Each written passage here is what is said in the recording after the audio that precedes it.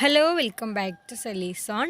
അപ്പോൾ ഇന്നത്തെ നമ്മുടെ റെസിപ്പി വേനലിനൊക്കെ തയ്യാറാക്കാൻ പറ്റിയിട്ടുള്ളൊരു അടിപൊളിയായിട്ടുള്ളൊരു സ്ട്രോബെറി ജ്യൂസാണ്. അപ്പോൾ ഞാനിവിടെ സ്ട്രോബെറി ജ്യൂസിൽ ചോക്കോബാറൊക്കെ ചേർത്തിട്ട് ഒന്ന് ഡിഫറെൻ്റ് ആയിട്ടുള്ള രീതിയിലാണ് തയ്യാറാക്കിയിട്ടുള്ളത്.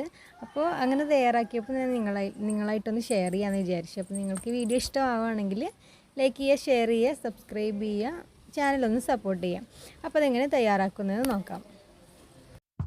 അപ്പോൾ ജ്യൂസ് തയ്യാറാക്കാനായിട്ട് ഞാനിവിടെ ഒരു പാത്രത്തിൽ ഐസ് ക്യൂബ് എടുത്തിട്ടുണ്ട്, പാല്, പിന്നെ സ്ട്രോബെറി, പിന്നെ ചോക്കോബാറാണ് എടുത്തിട്ടുള്ളത്. അപ്പോൾ ആദ്യം തന്നെ മിക്സിയുടെ ജാറിലേക്ക് സ്ട്രോബെറി കട്ട് ചെയ്തിട്ടിടുക. ഇനി ഇതിലേക്ക് ഐസ് ക്യൂബ് ഇട്ട് കൊടുക്കാം. ഇനി ഇതിലേക്ക് ചോക്കോബാറാണ് ഇട്ട് കൊടുക്കുന്നത്. നമുക്ക് ഇഷ്ടമുള്ള ഫ്ലേവറിനനുസരിച്ച് ഇഷ്ടമുള്ള ഏത് ഐസ് വേണമെങ്കിലും എടുക്കാവുന്നതാണ്. ഞാനിവിടെ ചോക്കോബാറാണ് എടുത്തിട്ടുള്ളത്. അപ്പോൾ അതൊന്ന് ഇട്ട് കൊടുക്കാം.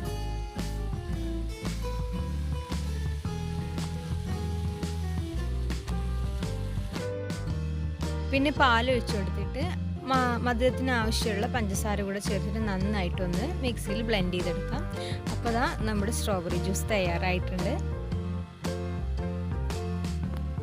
കുടിക്കാനായിട്ട് വളരെ ടേസ്റ്റി ആയിട്ടുള്ളൊരു സ്ട്രോബെറി ജ്യൂസാണ്. ചോക്കോബാർ ചേർത്തിട്ട് തന്നെ തോന്നുന്ന ഒരു പ്രത്യേക ടേസ്റ്റ് തന്നെ അതിനുണ്ട്.